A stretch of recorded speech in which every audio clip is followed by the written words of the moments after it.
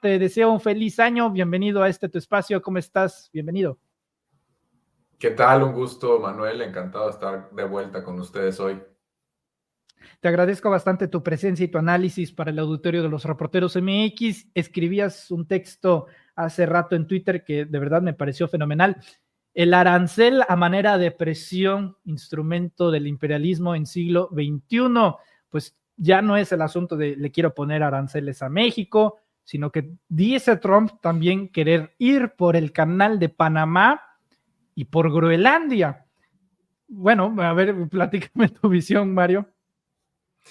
Bueno, mira, yo creo que hay que tomar a Donald Trump. Hay dos posturas, o al menos dos posturas.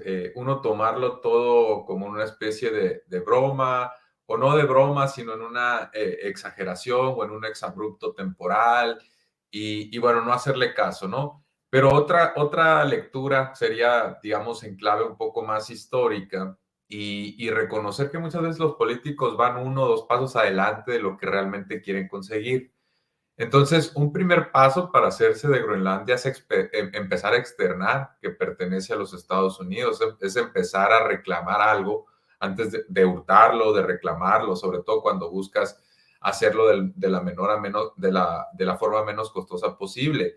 A ver, en Sudamérica, cuando Bolivia dice que cuando crea un día para festejar el mar, pues es realmente hacer memoria histórica de que en algún momento sí tuvo salida al mar, pero también un reclamo hacia futuro, de tal forma que las siguientes generaciones no se olviden que tienen una batalla con Chile, Perú, una guerra que en algún momento libraron, y que ellos sienten que es su genuino derecho legítimo tener salida al mar, ¿no? Porque para ellos es estratégico. Entonces, es plantar las semillas de una batalla futura, de tal forma que en otras circunstancias, en otros equilibrios de poder, con otros gobiernos y otras correlaciones de fuerza, pues esa voluntad que se fue tejiendo a lo largo de generaciones, de repente llega un momento en que Bolivia puede hacerse de un pedazo de tierra de muchas formas, ¿no? Porque han peleado, digamos, un pedazo, no necesariamente el que en algún momento tuvieron de forma histórica, en fin, pero es sembrar las semillas de una batalla futura. Yo creo que en el caso de Donald Trump, bueno, no es Bolivia, claramente. Estados Unidos tiene mucho más poder, es un poder asimétrico sobre otros países, otras naciones.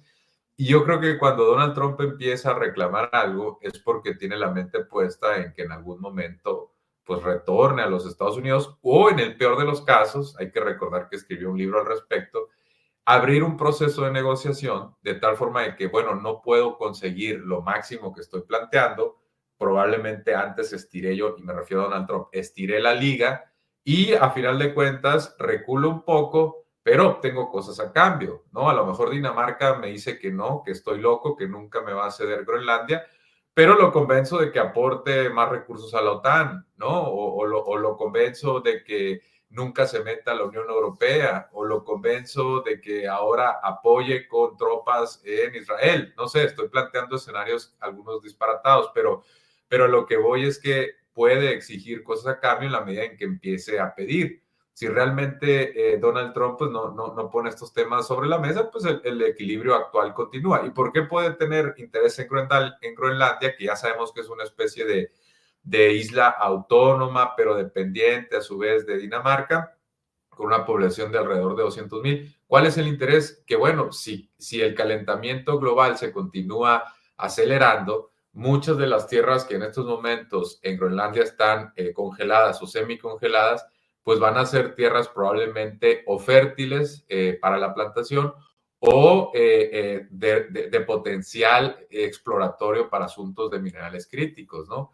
Y probablemente para otros O muchos temas, a lo petróleo. mejor para petróleo, para poner alguna base militar ahí, porque es estratégica en el sentido de que pues está al lado de Canadá, está no tan lejos de Europa y puede estar en unas inmediaciones con Rusia en algún momento si hubiera alguna guerra. Entonces, yo no creo que sea fortuito todo esto que está planteando Donald Trump. Y ahora le dice a Dinamarca, bueno, si no me la vas a querer ceder o no me la vas a querer vender, pues te voy a poner aranceles y voy a hacer otro tipo de desajustes de tal forma que pues al menos sientas la presión que te estoy ejerciendo, ¿no?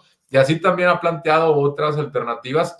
Hay gente que dice, bueno, pero es que ¿cómo va a recuperar el canal de Panamá si está en Panamá? Bueno, Estados Unidos ya tuvo el control del canal, Estados Unidos ayudó a su construcción hace más de un siglo, Estados Unidos financió la construcción y Estados Unidos tiene o ha tenido bases militares en Panamá. No es tampoco que de la manga se inventó algo que no tiene sustento. Estados Unidos tiene un interés legítimo, bueno, no sé si legítimo, pero tiene un interés en el canal de Panamá porque la historia le favorece a muchas veces, insisto, por un afán imperialista, expansionista, controlador del mundo. Estados Unidos realmente se cree esto de que tiene que ser el policía. Y encima está el asunto comercial, que por ahí pasan muchos barcos y cobra una cuota. Y además, ahora con el auge chino, pues probablemente sí esté resintiendo que cada vez más barcos chinos pasen. Entonces puede haber un interés tanto geopolítico como económico, ¿no? Ahora, sobre el tema del canal de Panamá, no es un asunto en el que necesariamente México y Panamá se lleve bien. Hay un gran recelo del país centroamericano por la construcción del corredor del istmo, pues, entre otras cosas, no es por los movimientos sísmicos como se presumió alguna vez en la mañanera, sino por que es una zona muy estratégica que funcionaría de alternativa justamente al canal de Panamá. Entonces, por lo menos en este asunto, no veo que lleguemos muy juntos en esta hermandad, digamos, latinoamericana en torno a la propuesta, diagonal amenaza, que plantea Trump hoy. Sí, sí, no, porque, bueno, en México sí tiene esta intención de hacer un canal y seguramente lo va a hacer, pero no es un canal exactamente transitable, sino un corredor que tuviera pues una vía de tren donde hubiera polos en ambos océanos para comunicar y quizá distinto al canal de Panamá, que es básicamente de tránsito, México tendría intención de establecer polos industriales, ¿no? De producir ahí y tener rápido ambas vías para exportación. Hay también otros intentos, en Nicaragua muchas veces lo ha comentado, e incluso ahora China tiene específicamente un plan muy grande para hacer algo, pues no sé si un sustituto directo del canal de Panamá, pero a través de Perú enviar mercancías a Brasil y viceversa, tener una especie de puente que reduzca el número de días, entre otras cosas, que transitarían los buques, ¿no? Entonces, o los barcos. Entonces, sí, sí ha habido a lo largo de estos años pues, muchas propuestas. Ahora hay algunas complejidades. El canal de Panamá en estos momentos, aunque quisiera, probablemente no podría recibir muchos más barcos porque ha tenido periodos de sequía. Hay que recordar que no es un canal natural, sino que fue pues construido y tiene desniveles, ¿no? Entonces, para que el barco, digamos, pase de un océano al otro, lo tienen que básicamente en una especie de elevador acuático ir subiendo y eso pues se va regulando a través de flujos de agua y esos flujos de agua vienen de las lluvias. Y como en Panamá ha habido sequías, probablemente de alguna forma ligadas al calentamiento global, pues entonces ya no tienen los mismos flujos que típicamente han tenido y eso ha venido distorsionando la capacidad de procesar el cruce de los barcos, ¿no? Los elevadores, digamos, están limitados y pues ha tenido que ir pasando menos barcos de los que ha promediado en años anteriores. Obviamente parte del ajuste va a venir con, por ejemplo, incrementos de las cuotas para pasar. Si no puede recibir tantos, pues mínimo le vamos a cobrar más y entonces que vengan los barcos que realmente pueden pagarlo, los más interesados. Hay formas, digamos, de que Panamá recupere eso. Ha habido proyectos para también ensanchar el canal, modificarlo, etcétera, ¿no?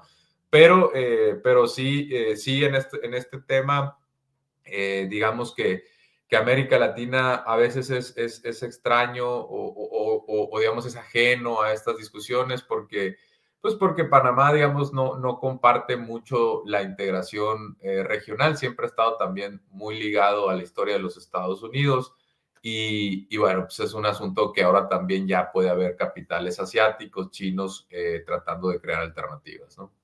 a tal grado de episodios recientes como pues no ratificar la primera propuesta de embajador de México en aquel país al presidente López Obrador, que fue un caso pues bastante anómalo, ¿no? En relaciones diplomáticas, y que bueno, pues vamos a ver cómo va evolucionando, a lo cual me lleva, y creo que lo dejamos al final a propósito, Mario, pues sobre el tema de México. De entrada el tema del Golfo es más mediático que político. Bueno, esa es la impresión que tengo yo, tú me dirás tu opinión, pero pues no deja de hacer ruido. Y creo que aquí también los medios de comunicación juegan un papel fundamental y irremediablemente me lleva a preguntarte también sobre el tema del New York Times, porque llega el reporte del fentanilo en un momento bastante interesante que le acomoda la narrativa, por lo menos dentro de los Estados Unidos, a Trump para empezar con esto que ya es más catalogar a los cárteles de la droga como terroristas. Entonces, me gustaría saber tu opinión en esto que también refieres, que a punto alto para acertar algo en medio. La pregunta sería, ¿es en medio somos nosotros, Mario? Bueno, mira, empiezo de atrás hacia adelante. Hay gente que piensa que el hecho de llamar a los cárteles terroristas no tiene ningún impacto y es simplemente una categoría o una etiqueta mediática, ¿no?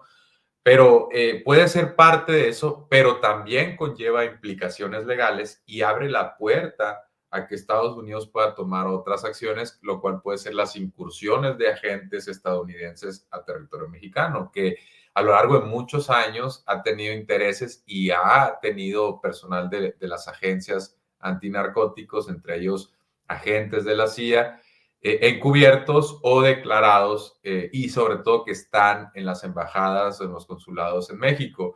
A veces incluso están registrados como especie de asesores, no vas a ver ahí agente secreto con un salario de tal y tal, pues no, generalmente protegen las identidades, pero sí ha habido en diferentes momentos de la historia más o menos agentes también dependiendo de la colaboración con el gobierno mexicano. Y otra cosa distinta sería, pues, digamos, aceptar a que vengan en oleadas o que se instalen o que hagan aquí lo que quieran o que puedan hacer detenciones.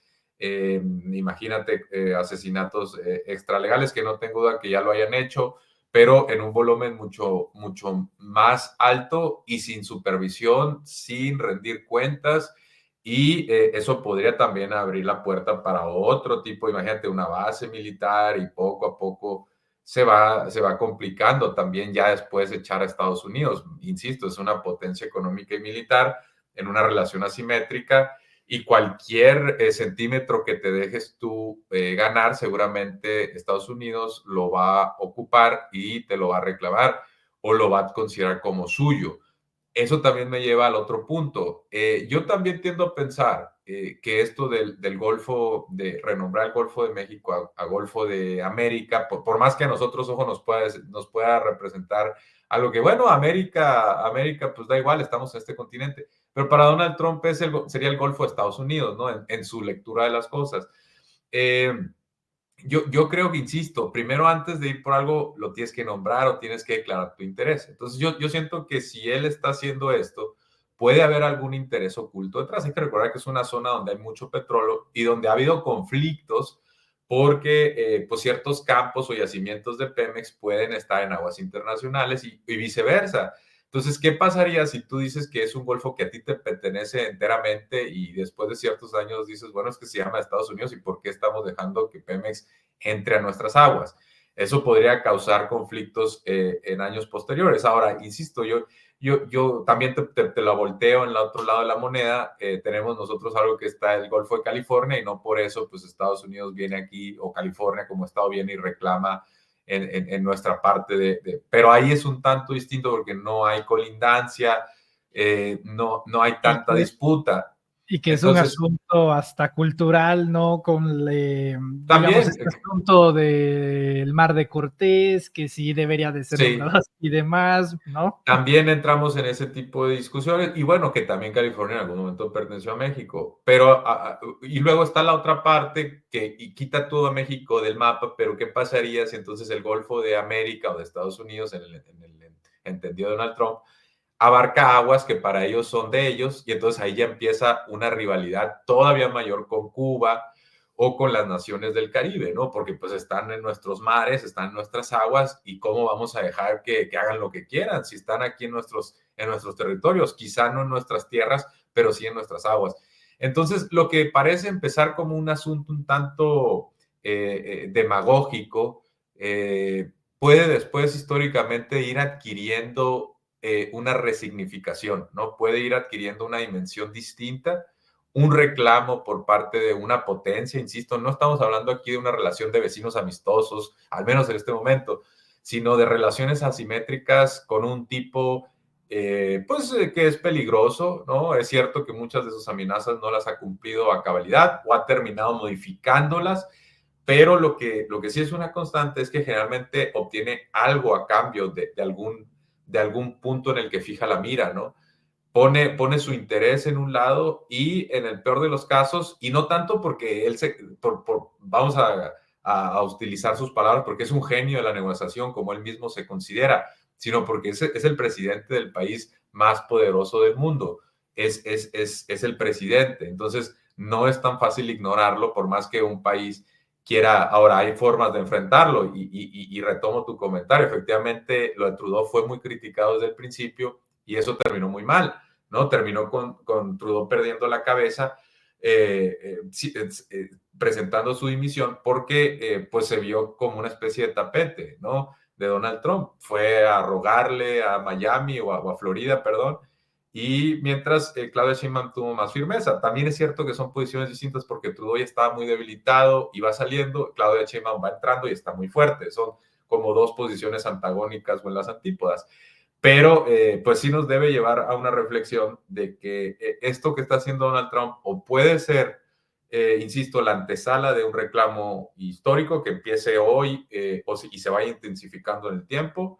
Esa es una opción. La segunda es que no tenga mayor efecto, que sea nomás simple retórica y que en 4 años se vaya y no pase nada. Esa es otra posibilidad.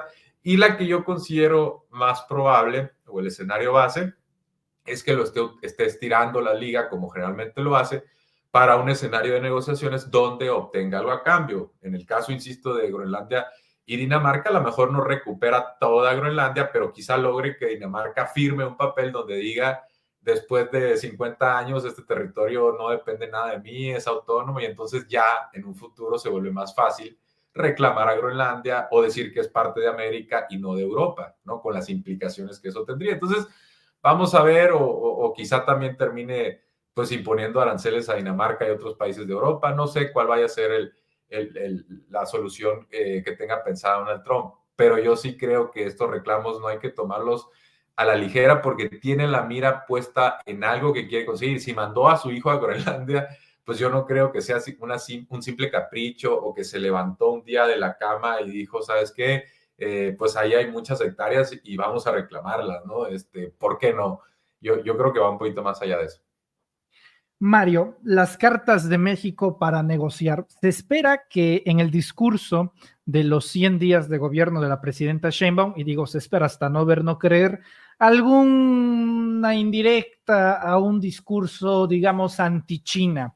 Y esto en relación a que en los hechos está que el gobierno de México, pues sí, ha estado varios golpes a productos pirata China, el más simbólico sin duda en lo que sucedió en Izazaga, pero también hemos visto caso en Durango, Zacatecas, todos a cargo de la Secretaría de Economía, que está bajo la rectoría de Marcelo Ebrard. México sí ha mostrado acciones en contra de China, y también se espera que esto pase a lo discursivo. Y lo digo porque leo mucho en los comentarios que a mucha gente pues le gustaría, digamos, una alianza con Rusia, con China, pero pues parece ser que el gobierno mexicano ya por lo menos ha cerrado dentro del inmediato esas opciones. Entonces, con esto que dice Trump, ¿cuáles son las cartas de México, Mario? Sí, mira, te voy a anotar ahí un golecito de publicidad. En varias de mis columnas, sin embargo, he escrito sobre algunos dilemas, o algo que yo incluso considero un trilema en las relaciones exteriores de México.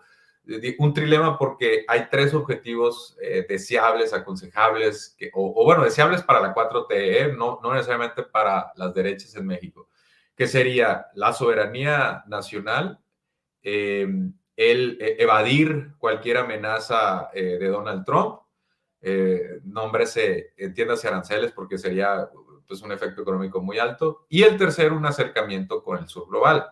Ahora, ¿qué es el sur global? Y si es Latinoamérica, si son los BRICS, si incluye China, eso ya es una disputa, ¿no? O un tema de discusión. Pero entre esos tres objetivos, mi tesis es que no puede elegir los tres y tiene que elegir dos, ¿no?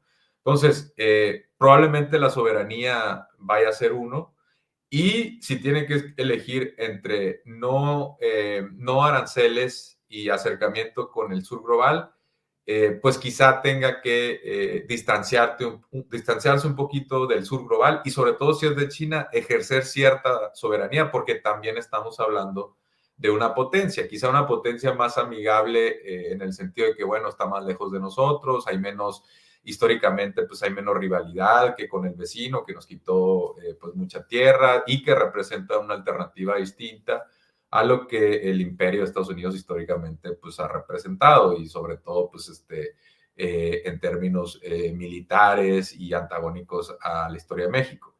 Ahora, regresando al tema, pues entonces creo yo que Claudia Sheinbaum, Marcelo Ebrard sabían, y incluso López Obrador sabían esto, que es difícil quedar bien con todo el mundo, y que, bueno, dicen, si ya tenemos que elegir entre estos inconvenientes, pues vamos a enmarcarlo también en un discurso de reafirmación y de soberanía, y ojo, en materia comercial, de reducción de las importaciones, de mejoramiento de la balanza comercial, incluso un cierto incremento de la recaudación a partir de los aranceles que impongamos, en este caso, a China. Y por otro lado, pues dejamos incluso abierta la posibilidad a que lleguen otro tipo de inversiones, por ejemplo, en la industria automotriz, pero sí vamos a elegir combatir ciertos aspectos, ¿no? Como el comercio a partir de la reventa, la importación de productos chinos, sobre todo que están mal clasificados, ¿eh? Y eso sí tiene que ver con evasión tributaria. Eh, que, por ejemplo, lleguen mezclillas de $0 o $1 a México para no pagar impuestos y ninguna cuota de arancel, pues es francamente ridículo, ¿no?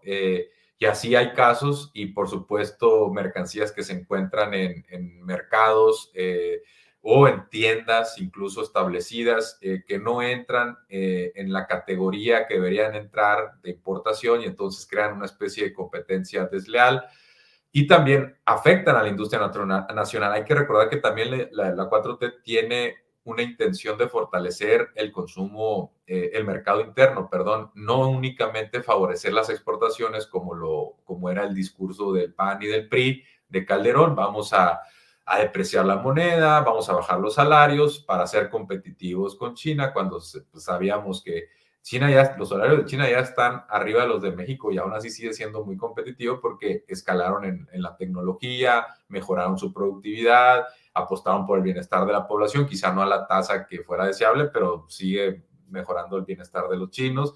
Y entonces ya no es una competencia de salarios, eso nunca lo entendieron bien los anteriores gobiernos. Pero sí nos costó en términos de deprimir el salario mínimo, deprimir los salarios promedios. Y ahora hay una apuesta diferente, ¿no? También, bueno, y abandonar la política industrial. Ahora la 4T quiere retomar esa política industrial, y eso implica proteger a ciertas industrias, ¿no? Quizá no un proteccionismo geopolítico como el que está haciendo Donald Trump a ultranza, además, un proteccionismo además que empieza por agredir al vecino y lo nombra y lo humilla, sino uno distinto, de tal forma de, bueno, pues tenemos este problema y vamos a también aprovecharlo como una carta de negociación contra Donald Trump. Entonces entran todos estos asuntos que tú ya comentaste, ¿no? Sí hay ciertas confiscaciones de bienes ilegales o de bienes que no tributaron como debían ser. Hay ciertos aranceles nuevos del 35% a textiles, principalmente al mayoreo, pero también aplicaciones como Temu, Shein, Amazon ya están a partir del 1 de enero con una nueva miscelánea ya están tributando al 19%. De Estados Unidos y Canadá, si vienen esas mercancías y sobre todo si tienen un valor de menos de $50, no van a pagar arancel. pero ya si empieza a subir el costo del envío, o si viene de países con los que México no tiene un tratado de libre comercio, entonces las tarifas de importación sí van a subir, ¿no? Esa es otra. Y luego, por otro lado, está pues lo que tiene que ver con lo que ya sabemos que tiene, de seguridad y un poquito de migración. Esas son algunas de las cartas para negociar de forma amistosa, proactiva con Donald Trump, porque después podría, a ver, si entran en vigor los aranceles, Claudia Sheinbaum puede decir, pues vamos con represalias y nosotros nos vamos a salir del TEMEC en el 2026 tendría que México manifestar que se quiere salir para que entre un periodo de 10 años para que se deshaga el tratado, ¿no? Pero eso también es otra carta. Por supuesto, decir, ¿sabes qué? Antes estaba cooperando, ahora me voy a cruzar de brazos y que pasen todos los migrantes que quieran, ¿no? Entonces, podría también empezar a negociar con una línea dura, pero eso no, todavía no está entre las opciones, ¿no? Y yo creo que es lo correcto, porque finalmente somos vecinos. Es muy complicado tener a un vecino, además, insisto, con el poder asimétrico que tiene Estados Unidos, enojado todo el tiempo, y hay temas que sí se tienen que resolver a partir de cierto entendimiento. Ojalá y fueran congruentes Estados Unidos, ojo, y que a partir de la cooperación resolviera el problema del tráfico de armas, ¿no? Algo que se ha comentado mucho, y que también atendiera los problemas de demanda de estupefacientes, o que brindara cierta cooperación, no tanto para México, quitemos a México, sino para atender fenómenos migratorios en Honduras, en El Salvador, en Guatemala, ¿no? Pero bueno, pues tenemos en estos momentos a un presidente de ultraderecha, como es Donald Trump, y no va a ser tan sencillo encontrar un entendimiento. Ahora, y ya con esto cierro el comentario, hay distintos escenarios para lo que va a pasar el 20 de enero. El que está ahorita sobre la mesa, que algunos medios como el Washington Post dijeron que no necesariamente iba a ser así, lo que dice Donald Trump es yo llego el 20 y le pongo un arancel del 25 a Canadá, el 25 a México y del 10 a China, ¿no? Y luego dice el Washington Post que Donald Trump está pensando en focalizar en ciertas industrias críticas los aranceles. Por ejemplo, podría decir, ¿sabes qué? Pues sí, lo vamos a dejar en autos ese 25, lo vamos a bajar al 15 y el resto, pues no, que no paguen o vamos a ver después. Ese es un escenario. Algo ya similar lo hizo con China en el 2019-20. Les redujo las tarifas de importación de lo que había prometido originalmente y le llamó fase 1, fase 2 de la negociación, todo un rollo, ¿no? Eso podría ser una. La otra es que del 25 que tiene ahorita como tarifa universal propuesta para México y Canadá, la reduzca a un 15, a un 10. La otra es que diga, ¿sabes qué? Pues yo había dicho el 20 de enero, pero he visto que mis vecinos están colaborando bien. Entonces, en vez del 20 de enero, ¿saben qué? Vámonos al 1 de julio y sigue abierta la negociación. Pero esta vez sí si no hay cambios, vamos a implementar algo así, un desfase en término temporal. Y la otra opción que se tiene es que vaya anunciando también como distintos aranceles en distintos tiempos, una especie de combinación de escenarios. Y una última es que el 20 de enero diga, ¿saben qué? Empezaron a bajar los flujos migratorios, empezaron a bajar los flujos de estupefacientes por mi amenaza, y entonces, ¿saben qué? Ya no va a entrar en efecto el arancel con Canadá y México, no va a haber nada. Y esto fue gracias a mí, y doblegué a Claudia Sheinbaum y doblegué a Justin Trudeau, a Justin Trudeau, y incluso hice que se fuera de... Entonces se cuelga la medallita, sobre todo ante su base, y ya queda bien y no hace tanto daño con aranceles, porque finalmente daña a Estados Unidos de cierta forma. Sí incrementa la recaudación, pero a los republicanos no les encantan los impuestos, ¿eh? Y las empresas no creas que están muy felices con los aranceles.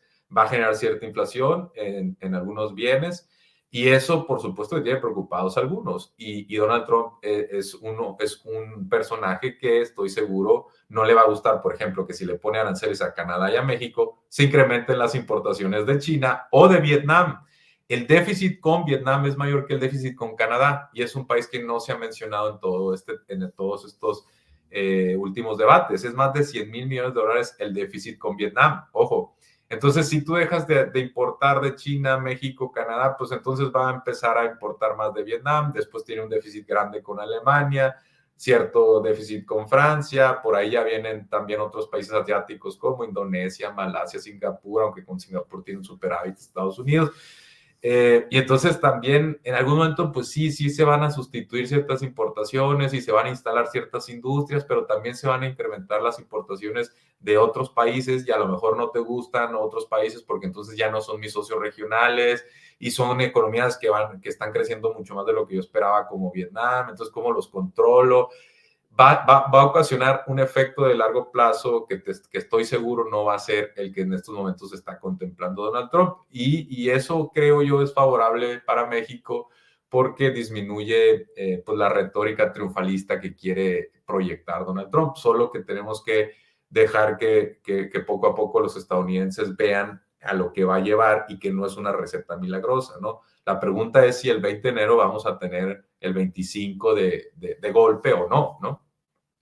Pues solamente llegando al 20 de enero lo vamos a descubrir. En 13 días, vamos a Ya muy ver, poco. ya muy pronto, en cosa de 2 semanitas. Vamos a ver en qué resulta. Por lo pronto, yo te agradezco mucho, Mario Campa, economista, hablar con nosotros en Sin Máscaras a través de Reporteros MX para la audiencia, que estoy seguro se va un poco más informada. Muchas gracias, Mario. Te agradezco mucho y te pido por favor que nos compartas tus redes sociales para estar atento.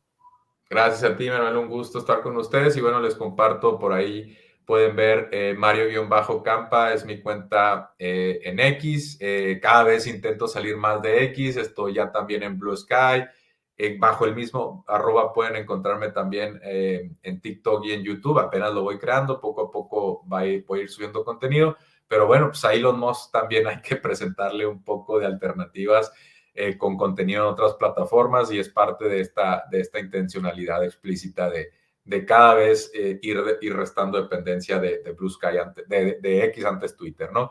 Pero bueno, por lo pronto, pues a todos un abrazo y una muy buena tarde. Y sí, porque acá nos comentan, por ejemplo, Maunri Delgadillo, sigo a Mario Campa en Blue Sky, excelente análisis, para que veas que también está surgiendo Saludos. la insurgencia allá en Eso. Blue Sky. Pues muchas gracias, Mario, te envío un fuerte abrazo y estamos en contacto. Cuídate mucho. Igualmente, fuerte abrazo, que estén bien.